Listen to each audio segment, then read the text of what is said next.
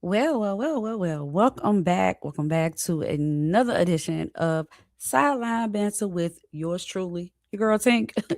We are on the sidelines, and as usual, the sidelines have been bantering. Okay. So, last week we had the um, big NBA trades because, of course, we are in NBA free agency. Also, the NBA Summer League has started. So, um, it's a lot going on there. Um, you have some free agency signings and some extensions that have been has been put out there.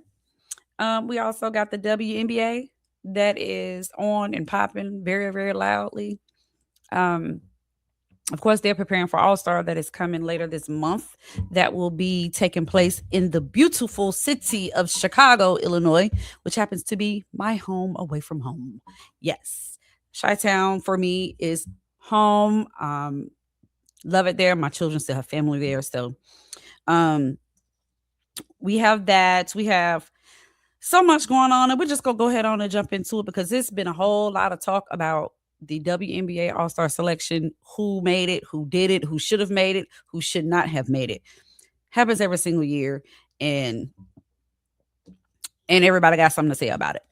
So, of course, with the NBA free agency, we still got the huge trades with Giannis going to the Miami Heat for um, Tyler Hero, Khalil Ware, Jamie Jacquez Jr., multiple picks and a swap. And Miami gained Giannis and Bobby Portis. Of course, the news that still got a lot of us scratching our heads. Jalen Brown went to the 76ers for Paul George and multiple picks, citing they did it for cap flexibility. Okay, because Jalen Brown has a huge contract, right? Kawhi Leonard is back in Toronto, um, and reuniting him with the franchise that he won his a title with in 2019. So you got John Morant that's done headed to Portland with Dame Lillard. Hold up now.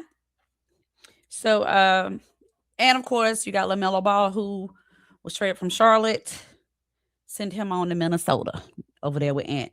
And you know what? That might be one of my favorite trades because I really do think LaMelo and Ant are gonna do really good together. Like I'm looking forward to seeing that duo and how it plays out. Um, the extensions that we got now, Donovan Mitchell has signed a 4-year, $273 million max extension with Cleveland. Yes, you heard me correctly. 273 mil in Cleveland. Yes, it did. 4 years. Mo Mamba is on his way back to the Jazz on a 2-year deal. Andre Drummond is joining the Knicks on a 1-year contract. Of course, the Knicks did not retain Mitchell Robinson, who was in a very big piece of, well, Knicks fans don't want to say a big piece. I would say because his role definitely helped the Knicks in their win that championship. But he's in Boston now, so he was able to get his payday. You have teams that previously agreed on deals. Of course, you had Kobe White going to the Hornets. Ron Harper Jr., looks like he is with the Celtics now. Dean Wade with the Sixers, Al Horford with the Warriors. So, things that we know what was happening. Chris Middleton is headed to Washington on in a complex 6-team trade. And the Kings have released DeMar DeRozan, which is making him an unrestricted free agent at this time. Now, the Nikola Jokic of the Denver Nuggets. See, this is my problem. I always want to eat. I'm always thinking about food. But Nikola Jokic is who's with Denver has reiterated that he is committed to Denver and is planning to sign a larger extension next year. But the one that we waiting on, the big domino that we waiting to fall, LeBron James. Baby, where we going? Where we going? Is this decision 3.0, 2.5, what? Where are we going? So right now, the teams that are in play are the Knicks, the Sixers, the Celtics, the Warriors, and of course the Cavs. Me personally, I can see him going to the Cavs simply for the storyline. If this is going to be your last season, we all know that LeBron is nearing retirement. He might be past the age of retirement. Now, is his play retirement? No, he's still playing great basketball for someone that is his age. Because I'm gonna tell you right now, my 45-year-old self ain't well, soon to be 45-year-old self. I can't run up and down that court like that, not without passing out and getting some oxygen, So, but apparently he does it well. So, I do, for the sake of the storyline of him going back home where he started and finishing where he started. Is he contending for a championship? Yes, but I don't think he's really stressing a championship. I mean, this is me and me only, and some will agree with this. Well, at least his fan base will agree with this. But LeBron James, his legacy is set. It is set in stone. You are the all-time leading scorer in NBA history. You are a four-time NBA champion. You are going to be considered one of the greatest basketball players to ever play the game of basketball. Um, you're gonna be in the top 5 conversation, regardless. Period. And he ain't number 5. So let me just say that. But his legacy is set. So he don't really have anything left to prove, honestly. So if you want to go back home to Cleveland just to go back home and finish out there, fine. If you happen to get a championship on the way, or if that ends up being in the cards for him, great. But I don't think that's something he's really stressing over. So I mean, that's just me. But I do think it'll be between the Cavs, the Warriors, and maybe the Sixers. I don't know. I don't know. The only thing that gives me a question mark about the Cavs is James Harden is still there. So that's that's my 2 cents on that. Um so yeah, we have summer league popping off. Utah, at the Salt Lake City takeover, they went undefeated. Clean sweep. That front court looked like they look like some vets. They look good. Darren Peterson looked real good. He has a few that did not think he should have been the number 1 pick, and they were okay with him not being it. But now they look like, I don't know, maybe he should have been the number 1 pick because he been hooping. You also have Phoenix there, young rookie trio. You got Kamal Malawak, his defensive instincts is there. It's legit. You have Rasheed Fleming, who is playing out of his mind. Cole Pete looking good in summer league so far. So it's a lot of things going on in the NBA with the summer league popping off, and I'm looking forward to see how it goes down in Vegas. I can, look forward to see what that, see how that play out. So yeah, but yeah, LeBron, let us know what's up. Don't have us waiting all summer. Look, we got stuff to do, LeBron. We got stuff to do. We got to make. If this gonna be your last season, we got to make plans. We got to make plans. We got to get tickets.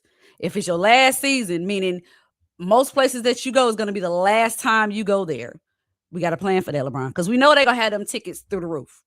So we gotta do you like we do Beyonce. When Beyonce love to drop news and don't give us no warning about a tour. LeBron, if you about to retire, you're about to announce that you're going to another team and retiring, I'm gonna need you to give us some time because we gotta prepare. Okay, we gotta prepare.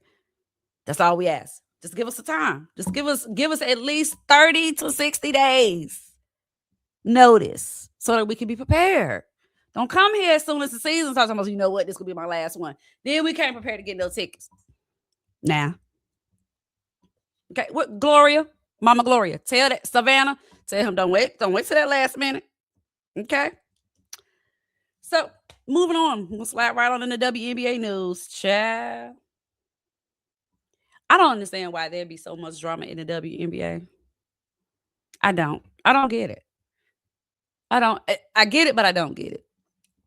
So All Star weekend is on its way. Naneka Hey, Pooh, has earned her 11th All Star selection, tying Diana Taurasi for the second most in league history. Shout out to Naneka, Madam President. That's what y'all need to be calling her, Madam President. Yeah, her. Jonquel Jones, Angel Reese, Ryan Howard, Alicia Gray, Kelsey Plum, Jackie Young, Sonia Citron, Kiki Irafin, Marina Mabry, and Dominique Malonga are the newly announced reserves. Marina Mabry is actually the first All Star from the Portland Fire team. I think she's with Portland, but that's an expansion team. That baby done got them an All Star. Go off, boo. Shout out to Marina Mabry. Um, the All Star game, it will be July 25th in Chicago, Illinois. Um, and the events will be hosted at the very, very new Obama Presidential Center. It is the first time a sports pro league has used the venue. It just opened. Beautiful facility from what I've seen thus far. So yeah, All Star Weekend is shaping up to be a good one. So if you're in the city, go out and enjoy it. Don't bring no foolishness. Just go and enjoy the festivities. Okay. Don't go out there messing up Obama and them stuff. When you get there, don't touch nothing. Don't say nothing. Get somewhere and sit down and enjoy. Okay. Don't bring no drum out there. Cause you know, as soon as something pop off, the first thing gonna say, see there, see there, see there. They'll have something to say about Obama. They're gonna put a negative spin on it. We ain't got time for that. Keep it classy. Chi-Town, keep it classy. I know you can do it. Keep it classy. Okay. The WNBA MVP race is heating up. Asia, of course, Asia Wilson remains at the top of the list for MVP, and she always is. She always is. She is definitely going to be the greatest female basketball player to play in the WNBA. Yes, she is. She in her career is just good. She's still in her prime, and she's done so much. 4-time MVP, Defensive Player of the Year, 3-time champ. Stop playing with Asia. Watch how you talk to her. Watch how you talk to her. Okay. Olivia Miles. Olivia, come here. Sit down. Front of the line. Sit down. You. You don't need to be playing the way you playing because you're playing like you've been in the league all your life. Playing like she's been in the league her whole life. Olivia. Whew, hooping. She's also in MVP talks. Caitlin Clark as well. They continue to climb that ladder. So I think Olivia Miles has a bit of an edge over her due to her efficiency as far as shooting. Um, Clark with her high volume scoring and her league leading assists despite her turnovers. So I mean, most say she's a turnover machine, and I think if you know the game of basketball, you might give her the benefit of the doubt per se, and it's not just because it's Caitlin Clark and I'm trying to protect her. No, that's not the case. I feel this way about all point guards. If you're a point guard and your ability, you always have the ball in your hands, because if you're passing the ball to get an assist or passing it to a player and they don't catch it or they somehow lose the ball, it does not go against the player that she was passing it to. It's going to go to the passer. Or they missing the shots, whatever happens. So is it on some of it on Caitlin? Absolutely, but all of it isn't on her. It's kind of some like when a quarterback throws a pass and the ball is tipped. Ain't his fault that it was tipped, especially if he was throwing it to the player just didn't get there. So just little stuff like that. But her Olivia and Caitlin, they're having a great season. Caitlin is battling a back injury, so and we'll get into that because Olivia is also dealing with, I think, a calf strain right now. So but let me tell y'all something. The Golden State Valkyries have surged to number 1 after a 5-game win streak. And it's because of their defense. They have been playing some of the best defense I've seen. I mean, and it is smothering. smothering. Minnesota, of course, and the Aces, they remain top contenders, of course. But yeah, Golden State say I hold my beer. They've entered the chat. We got major injuries in the W right now. Angel, Asia. She's dealing with a foot injury. She's should be about to return, but she's missed 3 games. She could have played if maybe like if it was a playoff situation, like it was a necessity, she might have played. But since it's not a necessity, we're still in the regular season. It's we're taking a precaution. Let her rest and let her heal properly so that she can be 100% back on the court. Whereas coming back on the court, she's not 100%, and then the injury worsens or whatever, or she re-injures it. So you also have Caitlin, as I stated before, she's dealing with the back injury. I believe she played last night against the Sparks. She did have a aggravated back issue. She missed the first game of the Fever's road trip. She has resumed practicing, and she is expected to return during the stretch. So, and again, she played last night. It's a question mark on whether she'll play their next game. I think Aaliyah Boston has been out as well. She's day to day dealing with an injury. Kelsey Plum has a lower leg injury. She's been out for a while, but she's expected to come back at least around All Star break. So, or maybe before. Hopefully so. And of course, you got Nafisa Collier. She's dealing with the double ankle surgery recovery. They said she has returned back to practicing. She has not played in the game, but she has started back practicing again, and she's nearing a return. So hopefully, maybe after All-Star break, we might see Nafisa Collier back on the court. We're looking forward to it because I can't wait to see how her and Olivia is going to work this out together. Just to give some more injuries, of course, with Chicago Sky, and we're gonna talk a little bit more about Chi-Town in a minute. Excuse me. You have Skylar Diggins that's been outdated. It's been day to day. She has a knee injury, but she didn't play their last game. Chloe Bibby is also day to day. Dejanay Carrington, she's out for her foot. That's week to week. Rakia Jackson, unfortunately, is out for the season due to a torn ACL. Connecticut, who for some reason has been given the Minnesota Lynx hell. I mean, hell.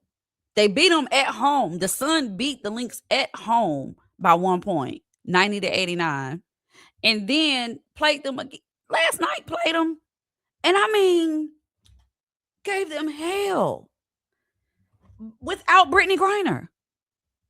So she's day to day due to a quad strain. Anissa Morrow, she has a personal issue that's also day to day. And Sanaya Rivers went out during the game last night due to an ankle injury, and she did not return into that game, if I'm not mistaken. Now the WNBA All Star drama, and I'm just going to talk about this a little bit. Everyone is frustrated and upset about certain players that made it, certain players that didn't make it. They felt certain players shouldn't have made it and others should have. And I think we need to understand the voting. The voting is not based off, I don't think it's based off of stats or play. It's popularity. And one of my good friends, Tip, shout out to Tipville, USA, he said it. It's a popularity contest. It's not about skill. It's not about who's the best player. It's about popularity. Caitlin Clark, of course, is another All-Star.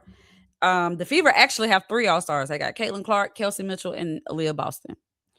If you want to be mad about them making it, and you feel like somebody else should have taken their spot, then you should talk to their fan base. Fans are 50% of the All-Star votes. 50%. 25% is the media, and the other 25 is the players. So, you mad about it? Go talk to your fan base. Tell them to vote. That's all I can tell you. Caitlin was voted as an All-Star starter. Fans and analysts say she's being pushed by the league because she drives the ratings. That can very well be true. But again, fans are voting for her, meaning fans want to see her. So if fans want to see her, they're voting for her because they want to see her. You might not like it, but it is what it is. Um, Angel Reese she did become an all-star reserve, and that of course sparked its own wave of drama because they felt like she's been one of the best players in the league, especially with her rebounding, and she has definitely improved. She should have been a starter. Fans argued that she should have been a starter. Others claim that the all-star push was political or media driven, and Reese, her response is just hooping and just play. At the end of the day, that's all you can do. Do I think she should have been a starter? Sure. Am I disappointed that she was not? Because I know where it comes from. I know no one has no personal gripe against her per se, like as far as the media or the league. I don't think that's the case. I just think the fans voted for who they wanted to see. Point blank, period. And it's not to say that Angel isn't popular because she is very well known, hell of a basketball player. And I'm a huge fan. I would love to see her as a starter. With Nneka, with her historic selection, of course, as I stated before, she is an 11-time WNBA All Star, and most think that was overshadowed because of the Caitlin Clark and Angel Reese discourse as far as Caitlin making the All Star game as well as being a starter, and then Angel just being a reserve. I think most fans feel as though it was overshadowed because of that, but that's on the media. The media loves to talk about something that's going to get the views and that's going to allow clickbait or whatever. So shout out to Nneka. 11-time All-Star, girl, do your thing, boo boo. We gonna give you your flowers. Sideline Banter is gonna give you your flowers over here.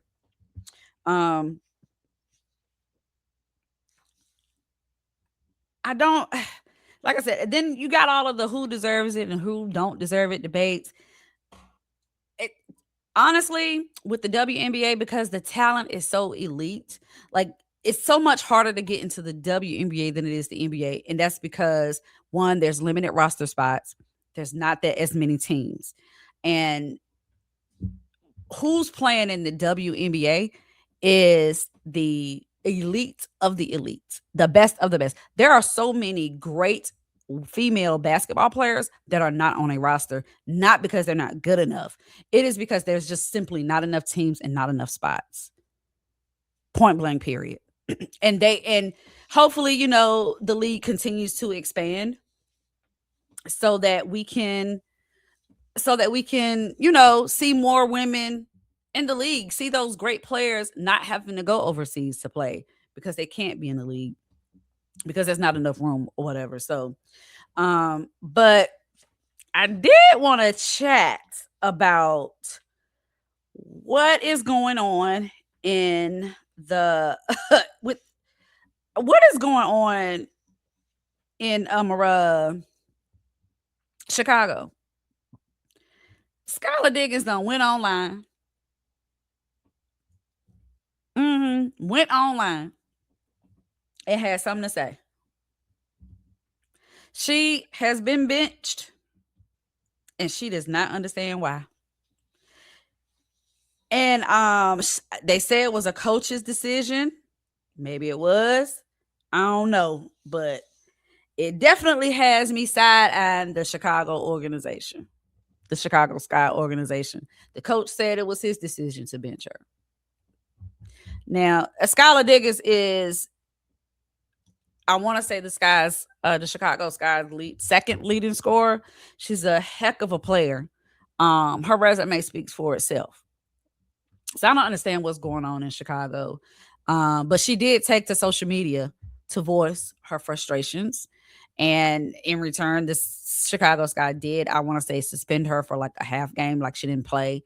She wasn't going to play in the first half of a game, but Yeah, that's insane. So I don't know what's going on with the Chicago Sky, but they need to fix it. That's all I'm gonna say on that. Y'all need to fix it. Um, another shocker to me was the Las Vegas Aces waiving Kennedy Carter. I don't understand why. Um, Kennedy was on pace to being the sixth person of the year or the sixth female of the year coming off the bench. She was the Aces leading scorer coming off the bench. So I did read somewhere where they said it was disciplinary problems, maybe injuries. I don't know. I legit do not know why Kennedy Carter cannot stay with an organization. I do know she has a history. Her rookie season, she got into it with a teammate on the Atlanta Dream, and she was dismissed. Excuse me, for reasons as stated, it was detrimental to the team. Saying that she was trying to fight a teammate that questioned her attitude on the court and said that she needed to improve her attitude on the court. We do know that while she was with Chicago, when Teresa Witherspoon was coaching, and there was an incident between her and Caitlin Clark where Kennedy just bumped or knocked Caitlin down. Was no play on the ball. Nothing was happening. Caitlin was just waiting to inbound the ball. The Sky did not release her, but they also did not have her come back. From there, she went overseas, and now she went with the Aces, so who have since waived her. So I don't know what's going on with Kennedy Carter. What I do know is she is a hell of a player. She is a difference maker on the court. She is hard to stop when she's in her zone. Good luck. So whatever she has going on, I am hoping that she can get that resolved and get it rectified because you deserve to be playing. Your talent, your talent is out of this world. Um, and she said that she wasn't striving for the sixth female player, what, six man off the bench award or whatever they call it for the women. But again, she's not a starter for the Aces. So I don't know if maybe she does want more playing time. And from my understanding, she has asked and stated that. But I mean, you need to take that up with your coach. Um, Becky Hammond is a great coach. She's a 3-time WNBA champion as a coach with the Aces. So her resume also speaks for itself. Um, so Kennedy, I hope you can get it together because again, I love watching you play. Love watching you play. Nothing nothing is wrong with her game. Do she need to improve defense? I mean, everybody does. But again, Kennedy is a hell of a player and she absolutely deserves to be on somebody's roster. But if she's creating problems in the locker room or being defiant with the coach or whatever, maybe that's the issue. No statement has been made by the Aces other than she's been waived. So hopefully, Kennedy, like I said, you can get it together, and we can see you on the court because I would have loved to see you continue to play out with the Aces, especially with the Aces, because I think that was working. But hey, I'm on the outside looking in. I don't know what's going on inside. So, that being said, oh yeah, let me just say this before I get out of here. The US of A lost in the World Cup. We lost in around the 16. So yeah, we didn't make it, y'all. We didn't make it. And there's nothing wrong with that. We just wasn't ready. We just wasn't ready. So on that note, people, tune in to me next week. I'm gonna have more sideline banter for you, as I always do. Okay, so y'all keep it classy, be blessed, and I'm gonna see y'all next week. Mwah.